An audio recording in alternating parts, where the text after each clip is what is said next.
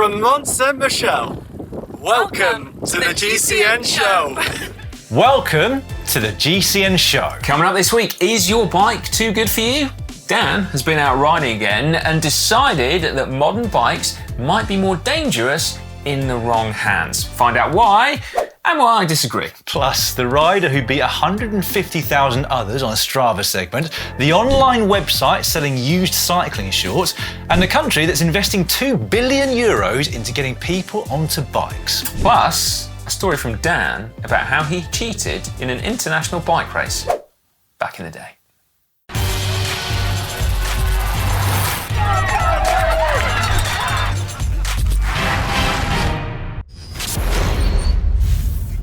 This week in the world of cycling, we learnt that Pauline Ferrand-Prévot is the new Queen of France. It's quite a shift for La République, isn't it? But no, she should be. She won the final two stages of the Tour de France Femmes avec Zwift, plus the yellow jersey. Yeah, by quite the margin in the end as well, wasn't it? The only thing I think she's yet to win in the world of cycling are the Artistic Cycling World Championships. Pretty much. I mean, just give her time, Dan. Well, true, give her time. Now, this year's Tour may also have marked a shift in power in women's cycling. So the French had twice as many riders in the top 10 overall and more stage wins than the Dutch. The all-conquering Dutch. I think it's time for the French men to step up at the men's Tour de France, isn't it? We also learned this week that the Box Hill Strava segment has been beaten again. Yeah, now to remind you, this is one of the most popular Strava segments in the world. Back before it got popular, Dan actually held the record. Whoa. I mean, it was already popular, I would say, back in 2011. I mean, it's debatable, and you were in a race sat on Mark Cavendish's wheel, were you not? I was, yeah, that was my job. Yeah, and I was on your wheel, I just didn't put it on Strava. And therefore, it didn't happen, Si. Anyway, congratulations to Dylan Hicks and his team at Raptor Factory Racing. So he took 3 seconds off the record, which is no mean feat, actually. That was set by Dom Jackson last September, and he averaged 34.2 k an hour. And it means that Dan here is now down to 30th. Yeah, 30th out of 150,000 people that have ridden up there, Si. You weren't even on the front. No. Anyway, we'll give more details about that KOM later because there was a lot of prep that went into that effort. Yeah, now finally this week we learnt that Dan thinks that modern bikes are dangerous. That's not exactly what I said to you earlier. Okay, go on then. Spin your yarn. You what?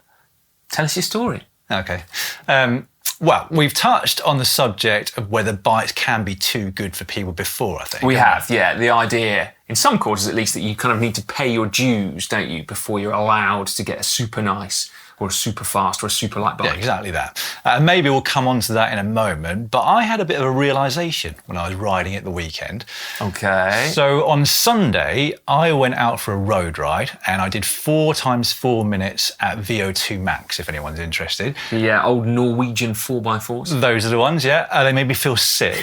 And the most depressing thing, actually, was that the power I was putting out during the 4-minute efforts was less than what I used to do when I was doing sweet spot efforts for 45 minutes at a time back in the day. Anyway, that's not my story, or my yarn. Okay, but you are really spinning it out here. So should we go to the chase? Okay, yeah, all right. So my observation was about initially speed versus power. So I kind of need to decouple my own perception of the power I'm doing for a certain speed because for years of riding with a power meter and obviously knowing what speed I'm doing, I feel like I've got a sense of how much power I'm doing at a certain speed. But my new road bike is just so fast compared to what I used to train on. My power is nowhere near as high as I'm expecting it to be for a given speed on a flat road. Cool story, bro. But yeah, I haven't quite finished yet. Okay, all right. Let me continue yarning. That was just a dramatic pause, yeah, was it? it was it. All right. Anyway, what I was thinking about when I had enough blood going to my brain between intervals was that bikes now are so fast that they could be dangerous when ridden by people who have a lot of power but maybe without the skills. So riders without your immense level of experience and bike handling skills. Yeah, exactly that. Okay, right. Well, not quite. I was joking a little bit on that point. But there are definitely points where I'm thinking to myself, this just feels ridiculously fast. And if anything runs out into me, bearing in mind I'm riding around the New Forest and there's lots of wild animals that are free to roam, I might not be able to stop in time or take aversive action. Now, before you jump in, just here, Si, I know what you're thinking. Yeah. There is a distinct chance that I am getting more risk aware with slower reaction times as I'm getting older. But you know what I mean? I think. If somebody gets really fit, let's say, on an indoor trainer, and then jumps on a modern aero road bike out on the open road, they're going to be going really bloody fast. I mean, Fast. you are getting older, Dan. I mean, to a certain extent, I do know what you mean. But I mean, I feel like your case is quite a unique one, isn't it? So you do have a lot of experience of riding. And then there's this period of like a decade or so that's sort of lost in the ether, isn't it? From a cycling point of view, anyway. Yeah. And so you've gone from your Cervelo with box section Mavic Casiriums and slow tyres and a baggier jersey. Yeah, the training jerseys were baggier, actually. Yeah, to a state-of-the-art bike with super fast tyres. I think that just about sums the timeline up, yeah. Yeah, whereas for a lot of people, myself included, these changes have been incremental over time, haven't they? So I can imagine it being a little bit like watching yourself age. You don't see much of a difference because of mirrors, and you kind of see yourself every day. But if someone hadn't seen you for a decade, they'd see a big difference, wouldn't they? I don't know what you mean. Well, I mean, we can illustrate it right now. The world of cycling is just about to get a hell of a lot less complicated. No, I still don't know what you mean. So No? they look exactly the same. Okay. Well, regardless, in cycling, things have moved on significantly over the decade, right? So essentially, I'm not surprised that you are struggling to equate your speed to your power. To be honest, I keep looking down and genuinely thinking that my power meter must be under reading. I mean, I think everyone thinks that, don't they, really? And that will never change. But yeah, so modern bikes are significantly faster. Agree completely. But to say that they're dangerous in the wrong hands is something that I don't agree with. I mean, firstly, how much faster are we actually talking here? 3k an hour? Probably about that. Yeah, maybe more in certain situations. Yeah, okay, so 3k an hour. Is that actually enough to make a meaningful difference if a deer jumps out at you? Okay, so sadly, no online tool seems to exist to calculate stopping distance when cycling. I did look, but I popped that into one that measures stopping distances from cars. So even with that added mass of a car, all that extra inertia, the difference in stopping distance between 35k an hour and 32k an hour is 2 metres. Yeah, it doesn't sound like much. Although it might be the difference between hitting a cow and not hitting a cow, Si. I mean, it might be the difference between not hitting a cow and then hitting it so slowly that actually you're basically giving it a cuddle. Well, you wouldn't want to do that either. So. I mean, I definitely would not want to cuddle a cow, no, but you take my point, right? Yeah. And then if you add in that on these super fast, dangerous modern bikes that we have, we're likely to be using wider tyres, so with more grip, and then we've got better brakes, almost undoubtedly, although some people will like to debate that in the comment section. So you could argue, quite fairly, I think, that modern bikes, whilst being faster, are also safer. I take on board your points, but what about downhills? What do you mean? Well, on the flat, it might be that sort of 3 to 5k per hour difference, but downhill, it could be 10k's an hour plus. Is that not more dangerous? Si? Well, it could be a little bit more dangerous, I suppose, if you're going 15k an hour faster. But I do think that most people's top speeds are not limited by aerodynamics and gravity. Or rolling resistance. But I think they're probably restricted by confidence, aren't they? When you stop pedalling and when you pop your brakes on. So I stand by it. Modern bikes are not more dangerous. I think the opposite is true. And so there is no justification for saying that a bike is too good for someone. I don't think. It might not be appreciated as much. It might not be used to its capacity. But I'm okay with anyone buying whatever bike that A, makes them happy, or B, crucially, that they can afford. Yeah, or makes them faster. Yeah. I mean, do you think, honestly, people can get into trouble because they're aero bikes? It's generally something I was thinking about. And maybe, I think my reaction times probably are slower. So I'm thinking, crikey, I feel like I'm really rattling along here. But that said, when I get to 40 k's per hour now, it feels genuinely quite fast, to the point where I can't believe they averaged almost 43 for the entire Tour de France this year. Where I'm pretty sure back in the day, I'd have been riding at 40 k's per hour and it wouldn't have felt as fast. The Tour de France that you did, you probably averaged 41k an hour, didn't you? I think it was 39 point something. Oh, it was an easy year that year. There was a lot of climbing. and a headwind as well. Yeah, most of the way around France, yeah. Anyway, let us know what you think. Have any of you been in the same situation as me, where you've lost a decade into the ether, as Si described it earlier, and you can't believe the difference when you get on a bike now? Or are you like Si, you've been incrementally upgrading over the years and you feel perfectly confident on your new bike? Yeah, fundamentally, do you think that modern bikes are dangerous? Settle the argument in the comment section below. And now it's time for cycling shorts. Cycling shorts now, and we're going to start with the news that you can buy cycling shorts that were used in the Tour de France and by none other than Ben Healy. For someone with the right fetish side, this could be a great opportunity. Yeah. Although perhaps the bigger draw is the jersey that's attached to the shorts and the numbers as well. Yes, I suspect that whoever buys Ben's skin suit from stage 21 of the Tour de France would not be wearing it, but will hopefully be framing it instead. And actually, if you don't want Ben's skin suits, there are lots on match-worn shirt. There is, I noticed, a Remco Evenepoel white jersey from before he quit the race.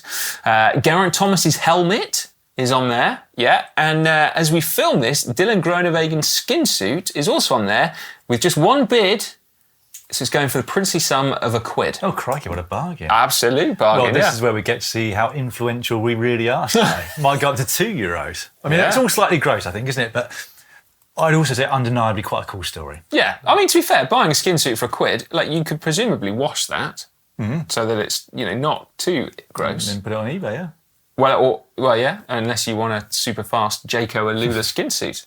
That's probably the cheapest map kit you'll get this year, isn't it? I'd have thought so. Anyway, there we go. Next up, France is looking at a big overhaul of cycling in that country. And we do not mean how to make more Pauline Ferrand-Prévot, do we? No, we don't mean that, no. This preceded the success, actually, of the Tour de France. And in fact, it's a government strategy that was created in 2023. But bicycle retailer reported last week that the next step of the National Mobility Plan is starting to take shape. Yeah, so this is a €2 billion investment, and it is into both getting more people on bikes, so like improving cycling infrastructure and stuff, but also, I thought interestingly, increasing the production of bikes in France to try and boost jobs and then meet the demand for new bikes with domestic brands like they had in the 80s and the 90s. Part of that will come according to the article from the Support for R&D. So now it could be a really interesting time either for existing brands or indeed for any new ones that pop up. Bonkers, isn't it, really, to think that the French government could be supporting, like, research into aerodynamics. Yeah, I mean, €2 billion, it's quite the investment, isn't it? Chapeau. Probably more into, like, electric bikes and cargo bikes and stuff. So, But, potentially, a Mavic might get in there. So I reckon if they did plough $2 billion into aerodynamic research, that a Frenchman might get on the podium of the Tour de France. Imagine what they would look like. Imagine what the helmet would be. Do you know, I don't want to think. Anyway, we promised more details on the Box Hill Strava segment. So, here it is. And it is actually a cool story, unlike Dan's from earlier on in the episode. So Raptor Factory Racing is basically part of a new British structure that's focused on helping riders who are just below World Tour level, which is really badly needed in the UK right now because the domestic scene's been really suffering. So along with the racing, they decided to give that climb a shot. After much planning, they went down last Tuesday, so about a week ago, to do a recce, and then started their attempt first thing on Wednesday before it got too busy on the road, because it is a busy road, isn't it? It is, yeah. They then started with a 5-rider tray and then got another rider to join midway up the first drag. Oof. Now, unfortunately, they fell short of the record, didn't they? But eventually decided to change the strategy a bit and give it another go. And lo and behold, it worked. So Hicks averaged the same power, which was 7.5 watts per kilo. It does sound like quite a lot, doesn't it? For me, it's 550 watts, I worked out. For how many minutes was it? 3 minutes? 4:02. It's quite a lot. It's quite a lot, isn't it? Anyway, he went 7 seconds faster for the same average power with a change in strategy. So that was enough to take the record. The first thing that goes through my head when I hear this, Si, is that their KOM attempt must have been far better organised than Ollie's was with Andrew Feather on Outdo It. I mean, I bet they checked the climb first to make sure there weren't any markets going on that day. No, if you've got no idea what we're talking about, then stick around to the end of the show. But anyway, well done to Dylan and the team. Pretty cool to top the leaderboard of a segment done over 150,000 times and beat Dan as well. Can you remember what your average power was? I'm not sure, no. I did do a test in training up there where I averaged 470 watts for like 5.5 minutes or something. So obviously quite a lot slower. You know what? Those bikes back then, they were so much slower, mate. Yeah. I was pushing to win myself, obviously, rather than cheating in a race. One of those rare moments. Anyway, moving on, you might remember that Canyon launched their customization program earlier this year to those in the USA, and it's now available in the rest of the world as well as the USA. Yeah, so Alex was out in Munich at the launch last week, meeting the designers and also some of the artists responsible for the amazing paint schemes that are available. And in fact, a bike has just arrived at GCN Megabase, destined For me, I expect. No, mate. Dr. Bridgewood. Surprise, surprise. Anyway, as well as the gorgeous paint options, you can also customise your cockpit dimensions of your custom Canyon, saddle choice, and also wheels as well. I'd imagine mine is probably in the post by this point. Well, it's aeroed only at the moment, and you are too old for that now, aren't you? That does sound 45 next week, maybe? Yeah, on Monday. Happy birthday wishes, very welcome. I mean, I can still ride aero bikes, I would say. Yeah, they're just really dangerous. Yeah, in the wrong hands. All right, we'll finish cycling short with the story that was picked up by Cycling News of two Dutch riders at the Tour de Guadeloupe, I say, because they were disqualified there. Apparently, they were caught sneaking back into the peloton after being dropped near the start. Inside the last 40 k's of the stage, they got back in. So the two riders, both from the RC Jan van Arkel team, had apparently been distanced, as Dan said, earlier in the stage, but then took a shortcut, hid behind some cars on the road before rejoining the peloton. Unfortunately, somebody was videoing from one of the cars. They were caught. I've done pretty much exactly the same thing. What? Back in the day, yeah. I'm going to spin a yarn. Go on then. Story time with Dan. This is my first ever race outside of the UK. Okay. It was one of my first ever road races, actually. So I'd gone on a training camp. What year are we talking? How far back are we going? 98, I reckon. Okay. Early 98. And I'd go out on a training camp organised by Barry Clark at Bournemouth Arrow. And there was the Army Cycling Union there. I met a couple of good mates that I'd known for years. Anyway, they decided there was this race on, that we'd drive out to the race and compete. It was about 120 k's. Had a Kelme rider in there. Remember the Kelme team? So it felt proper, like I was against a pro. Yeah. Anyway, about 15 kilometres in, we're going down a really fast, gradual descent, pedalling, and my chain gets locked between the 11 sprocket and the Rally Dynatec frame that I had at the time. I don't think it was Dynatec, actually. It was 853 tubing. I couldn't pedal it out. I got off the bike. I couldn't even yank it out. I hadn't been going to the gym back then. So I was there on the side of the road for so long that the entire convoy, the ambulance at the end, they all just went past. And it was days before GPS, of course. I had no idea where I was. So I sort of just aimlessly rode my bike for a while. And then another guy that had been in the race, a local, came past me and sort of, we didn't speak the same language. He said, follow me. So I followed him for a good 20 minutes or so. And then he said, right, let's stop here. So we stopped, and I thought, what's going on? 5 minutes later, the peloton came through with the lead car and stuff. I was like, right, now go. So we sort of jumped back into the peloton. But to be honest, all I wanted to do, I had no idea where I was. I just wanted to find out how to get back to the finish again, because I hadn't even noted down what the name of the start town was. Honest, Governor, I was just trying to get to the finish. I tried to give back third place prize money, but they just wouldn't have it. No, I finished right towards the back. I might have even got dropped towards the end, despite being fresher than everybody else. Wow. I mean, I feel like the GCN viewers need to be judge and jury. Is Dan, what's your opinion, admitting to cheating? Well, so I mean, black and white, yeah, you cheated, but I can imagine the context. Thanks. You know, back in the day, before GPS mobile phones, I think I might have said this before, a teammate of mine back in the mountain bike days was doing a French amateur road race, Circuit de Mine, remember that? Oh, yeah. And he got lost because he was stuck between groups. He ended up in Luxembourg with no ability to speak like any language, didn't know where he'd started, where he was supposed to finish. All he knew was the name of the race that he was doing. And my manager at the time just opened up the broom wagon and was like, well, where is he? And he just completely vanished off the face of the earth. Eventually, Phil Spencer found a police station and they understood what he meant by repeating Circuit de Mine. Right. And they phoned up the race organisers. Anyway, so I can see that, you know, that might have been in different circumstances. But anyway. Do you think we're showing our age at all, Si, with these stories? Well, I mean, you definitely are with that story. But yeah. It is now time for Hack/Bodge of the Week. If you'd like to get involved in this part of the show, just go to globalcyclingnetwork.com/uploader. First up this week, one that was sent in by Sam Voisin. My friend's rear derailleur cable snapped on a 100-mile ride. His chain was stuck in the hardest gear on the cassette. It was starting to look like he wouldn't be able to finish this ride at the top of the mountain because we could only get the derailleur to the middle cog using the limit screw. Just as we were about to give up, I was struck by some hack /Bodge inspiration. I wedged a tyre lever under the derailleur so it extended enough to get the chain onto the biggest cog. Didn't have any zip ties, but I did have a Garmin speed sensor.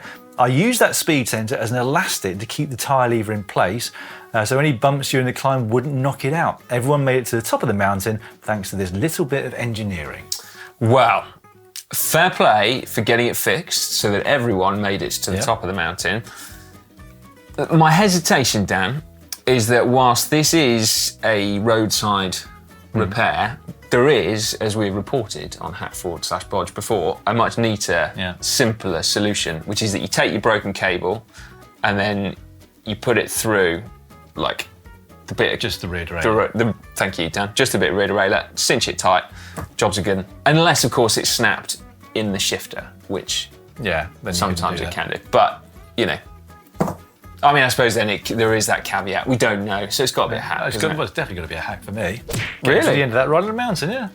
I mean, didn't have any zip ties either. That is good. Yeah, I like that. Yeah, that is very true. All right, Sam, well done. That's got us off to a good start. Alex Lark sent this one in. My left shifter came loose during a virtual race, in brackets 45 kilometres, and the front gear would automatically drop to the smaller chainring unless it was being held manually. Luckily, after a 400-metre climb halfway through the race, my support crew, whoever that is, fixed it with improvised kitchen tool set.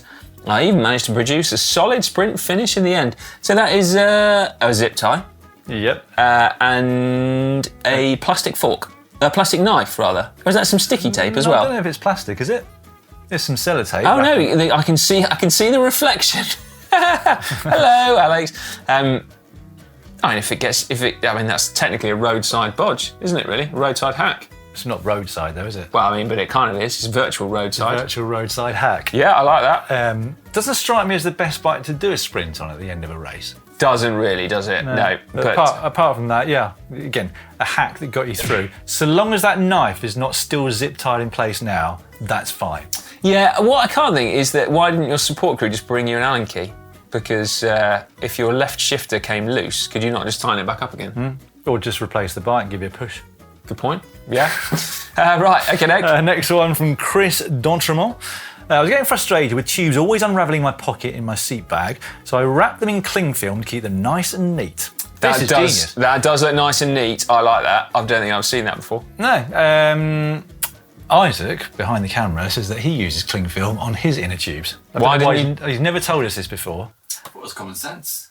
Thought it was common sense. The amount of times I have re-wrapped my inner tube pre-ride before I put it in my pocket and thought to myself, I should do something that makes this a bit less time consuming for every ride.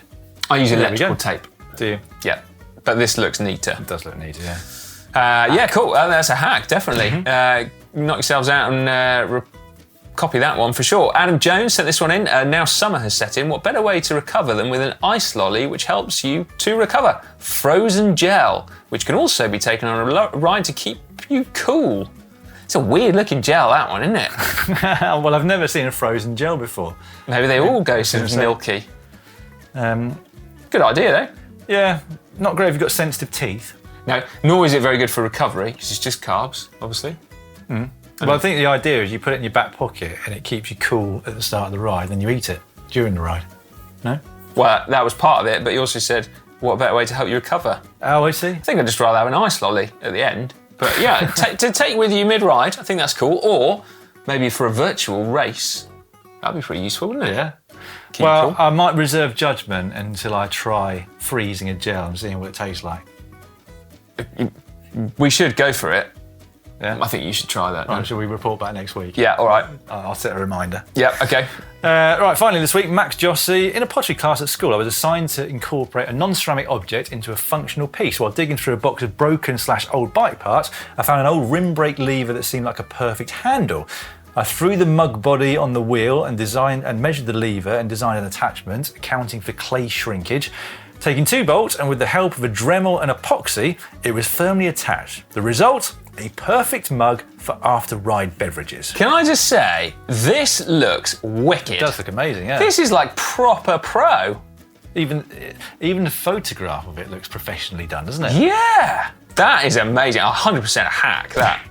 Brilliant. I'm starting to worry that people are just going on to AI and saying, design me a pottery cup with a handle that's a brake lever. It looks like an AI shot. It's that well done, doesn't it? Yeah, but all of the blurb that Max has written makes it seem like they know what they're doing. Yeah. So, do you know, a little known fact, a former teammate of mine got through to the final of the Great British Pottery Showdown. Yeah.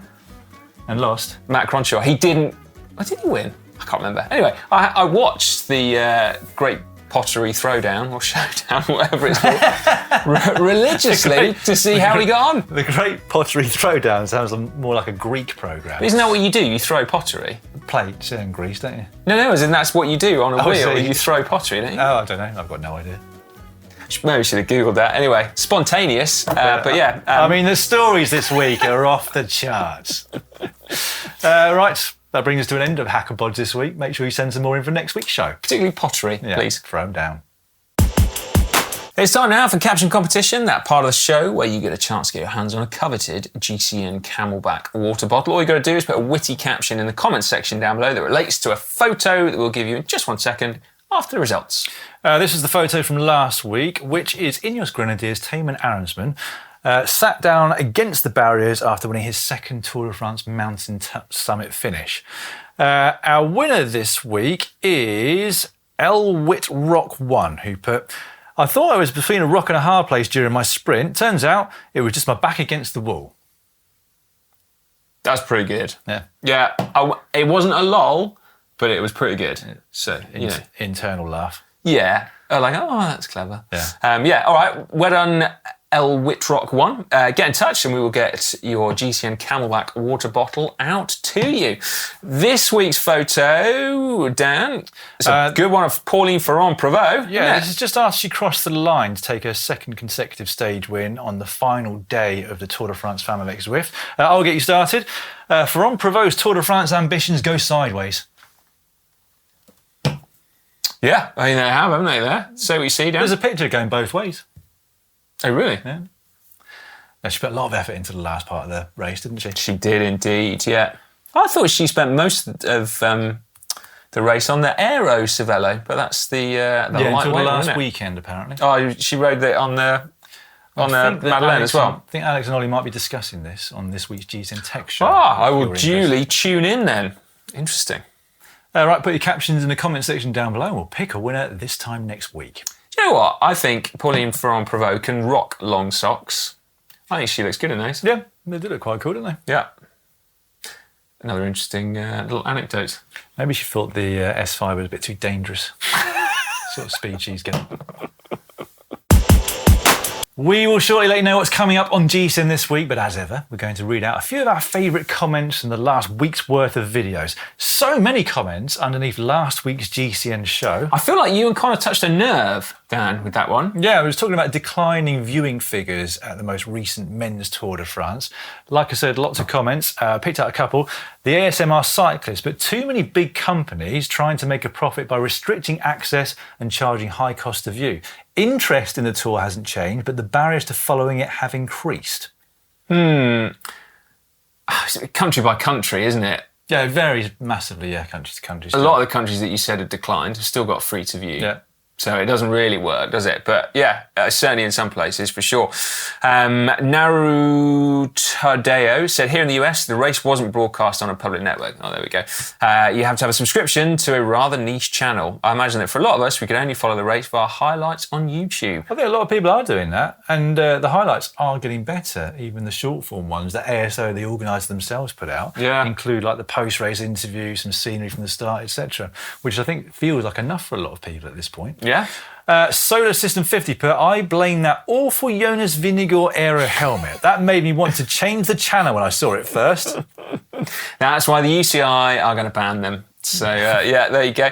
And then Shatner Bassoon said, we never knew how good we had it with GCN+. I think we did know how good we had it with GCN+. We did, didn't we? Well, yeah, I mean, everyone did, but anyway, hey, there we go. Didn't you say that, was it 7 point something million people tuned in France to watch Pauline? On the television station France 2, yeah, 7.7 million maximum viewers on the 9th and final stage on Sunday, which is pretty impressive. That is pretty cool, isn't it? What an an average of amazing over 4 million showcase. throughout the stage. Yeah. Underneath the cycling adventure we can all have, which was a lovely short video that Si put out last week, the real Garage Lee, should I say. Truly one of the most beautiful cycling shorts I've seen in years. Simple, accessible, and beautiful. Well done, mate. Thank you very much. Yeah, I didn't really do very much, but I can get up early. Bert Bike Blah put, that was lovely, but if Si doesn't have enough adventures, heaven help the rest of us. Yeah, I read that and I did reply to Bert Bike Blah because it is a fair point, but... I mean, you can even if you go and do adventures, you can still feel like, you're stuck in a little bit of a rut, aren't you? I almost was inspired enough to go out. I thought it'd be nice to take my my younger son, Jude, who's 14, out for sunrise one morning, and I didn't. I'll give you a pro tip, Dan. If you wait a couple of months, then sunrise becomes a little bit later. I looked at the time and thought, it's about half an hour to get to that place that'd be really good. That means leaving at 4:30. Yeah, no, that's a bit punchy. And then Kai Dean said, I'm only 2 minutes into this video and I'm already inspired. There is nothing quite like going out on your bike uber early in the morning. Yeah, Dan. It's the best. I think I'm going to do exactly this tomorrow morning. So I hope you did, and I hope you had a very nice time as well. A lot of comments along the same lines on that video. Meanwhile, under Andrew Feather takes on the Outdoor Strava KOM at Hebs, but nothing's ever felt as useless as Andrew Feather's seat and seat post. It is ridiculous. Yeah. But I was watching that video, I think, I don't know anybody, pro, amateur, otherwise, who spends such little time sat down. I know, it's crazy, isn't Yeah. it? Yeah. Apparently, according to Ollie, that's part of the reason why he struggled with SRAM mechanical gears, because he can't ever unweight to change gear. Yeah. So he's just constantly moshing on the pedals. User error then, basically. Lucy Diamond Boxer said 1301. All I'm saying, is it a coincidence that Sepp Kuss loves cheese and was spotted at a local beauty salon spending 3 hours in prosthetic makeup and was wearing a blue t-shirt and pink shorts? Sabotage. Yeah. For context, Sepp Kuss is the Strava KOM holder at the moment. That's the person that Andrew Feather was trying to beat. And they came up against a few obstacles, including a cheese market towards the top, didn't they? Well worth watching that video if you haven't done so already. It's a bit like something out of Mario Kart, isn't it? Yeah. Man from Montreal put, why not find a bike shop and get a stock chainring? I mean, they did actually do that, didn't they? But it did not help. And then, as mentioned, Andrew couldn't get his head around mechanical SRAM shifting from 20, whatever it was, 2014, 15, something like that. Yeah.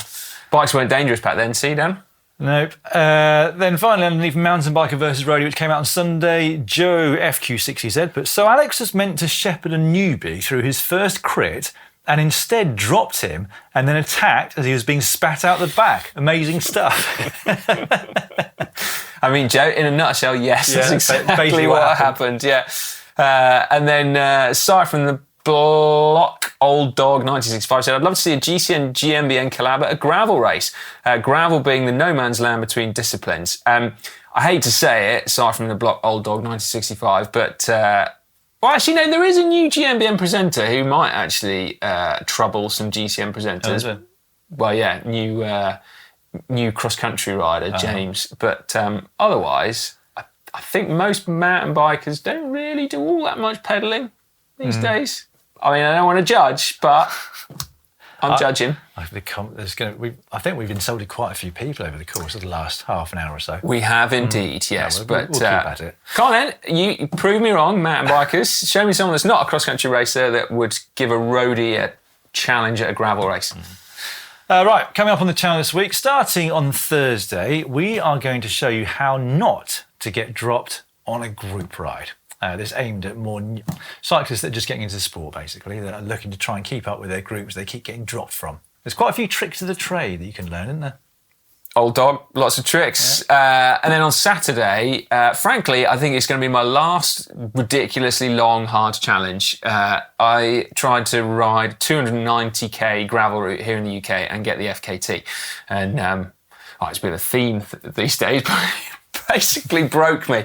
So anyway, see how I got on and whether I managed it. The attempt was about 10 days ago, and Si's not ridden a bike since, have you? Well, I did take quite a big chunk of time off, but I got back on it now. What you probably need is a sort of just a break for about a decade. Yeah. And then when I come back, I'll find that I'm even faster than I was before. So much so, I'm really scared. Yeah. And then on Sunday, some science from Connor, should I say. Has the science of cadence changed? Really cool video, spoken to some people who've done studies on the subject.